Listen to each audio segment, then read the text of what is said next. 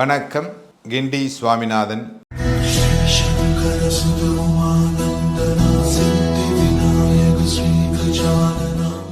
மந்திரங்கள். இந்த மந்திரங்களில் மிக முக்கியமான மந்திரமாக கருதக்கூடியது காயத்ரி மந்திரம். இந்த காயத்ரி மந்திரத்தை உருவாக்கி தந்தவர் அப்படிங்கிறது பார்த்தீங்கன்னா பிராமணன் கிடையாது, சிவாச்சாரியார் கிடையாது. இவர் யார்? விஸ்வாமித்திரர் அப்படிங்கிற ஒரு சத்திரியர். இந்த சத்திரியர் என்ன பண்ணுறார்? போருக்காக புறப்பட்டு செல்லுகிறார். காடு வழியாக செல்லுகின்ற பொழுது அந்த காட்டிலே இவருக்கு உண்பதற்கு உணவு இல்லை.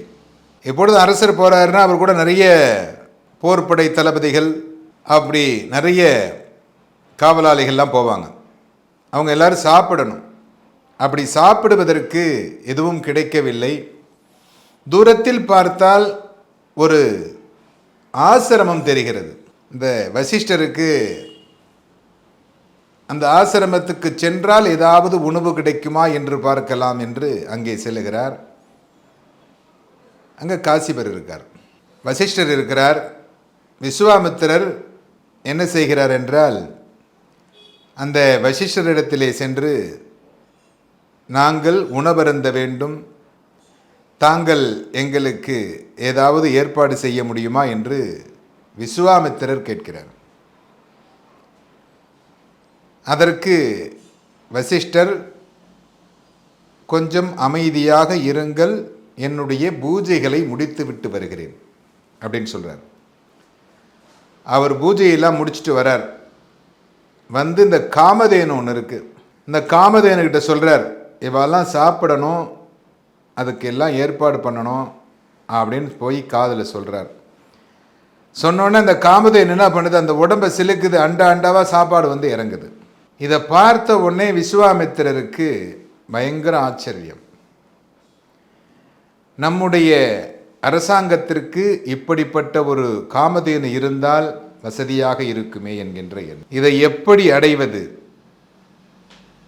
அப்படிங்கிற போதுதான் வசிஷ்டர் பிரம்ம ரிஷியாக இருந்தால் அடையலாம் என்று கூறுகிறார்.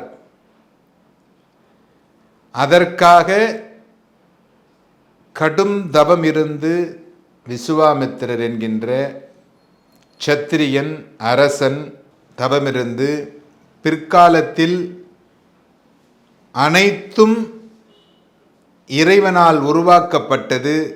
இறைவன் நினைத்தால் நாம் எப்படி வேண்டுமானாலும் எந்த இடத்திலும் உருமாறலாம். 63 நாயன்மார்களுடைய கதைகளில் நிறைய நாயன்மார்களை, பெரிய பெரிய பணக்காரவங்கெல்லாம் இதில் வந்திருக்கிறாங்க, அரசர்லாம் வந்திருக்கிறாங்க. விஸ்வாமித்திரர் அனைத்தையும் உணர்ந்து அதன் பிறகு இந்த காமதேனுவை விட உயர்வான ஒரு சில விஷயங்கள் மந்திரங்களில் இருக்கிறது. இந்த மந்திரங்களை நாம் பயன்படுத்தினோமேயானால் கண்டிப்பாக வெற்றி என்பது நமக்கு கிடைக்கும். அப்படி விஸ்வாமித்திரரால் உருவாக்கப்பட்டதுதான் இன்றைய தினம் பிராமணர்கள் சொல்லிக் கொண்டிருக்கக்கூடிய காயத்ரி.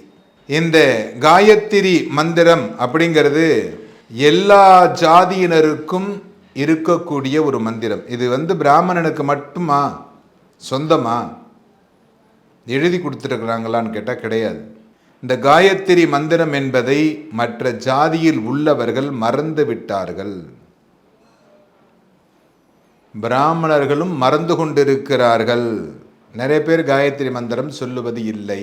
காயத்ரி மந்திரம் எங்கெல்லாம் ஒலிக்கப்படுகிறதோ, யாராலெல்லாம் சொல்லப்படுகிறதோ அவர்களுடைய பாவங்கள் குறைக்கப்படுகிறது. அவர்கள் பாவம் செய்யாமல் இருப்பார்கள்.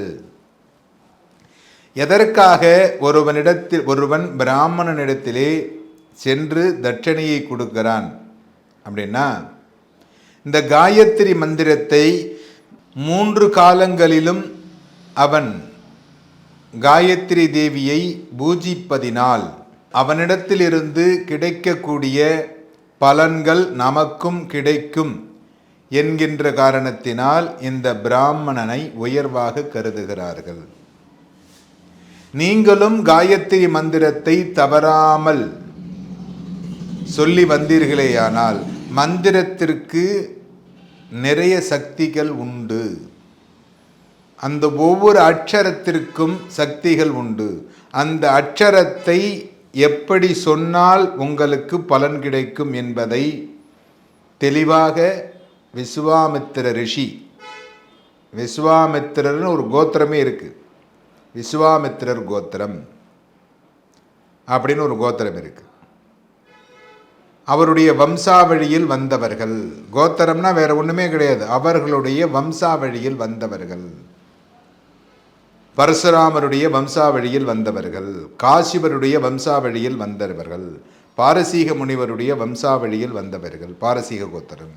அதுபோல இந்த விஸ்வாமித்திரர் இந்த அனைத்து ஜீவராசிகளுக்கும் கேட்கக்கூடிய அளவிலே இந்த காயத்ரி மந்திரத்தை உபதேசம் செய்தார்.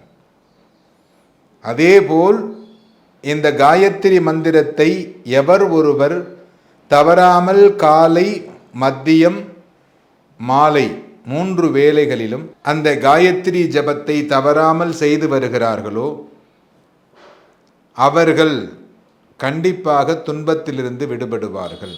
அந்த காயத்ரி மந்திரத்தை உருவாக்கி தந்தவர் விஸ்வாமித்திரர்.